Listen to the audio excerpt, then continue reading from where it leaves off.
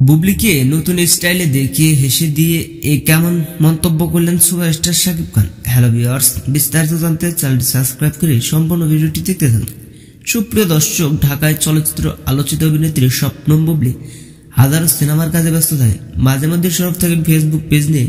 ঠিকই তেমনই কিছুক্ষণ আগে তাই ভেরিফাইড ফেসবুক পেজে বেশ কয়েকটি ছবি পোস্ট করেছিলেন।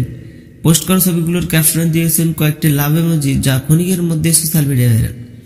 তবে স্বপ্নম বুবলির পোস্ট করা ছবিগুলোতে দূর দূরান্তের লোকে দেখা যাচ্ছে। এক ফটোতে দেখা যাচ্ছে এদিক সেদিক তাকিয়ে রয়েছে, অন্য এক ফটোতে নানান অঙ্গি ভঙ্গিতে কয়েকটি ছবি ভিন্ন ভিন্ন লোকে ক্যামেরা মধ্যে দিয়েছেন স্বপ্নম বুবলি। তবে সর্বশেষ সব কয়েকটা ফটোতে দূর দূরান্তে লাগছে স্বপ্নম বুবলিকে। আর ইতিমধ্যে ফটোগুলোতে অনেকে মন্তব্য করেছেন, অনেকে লিখেছেন অনেক সুন্দর লাগছে স্বপ্নম বুবলিকে, আর অনেকে লিখেছেন নাইস।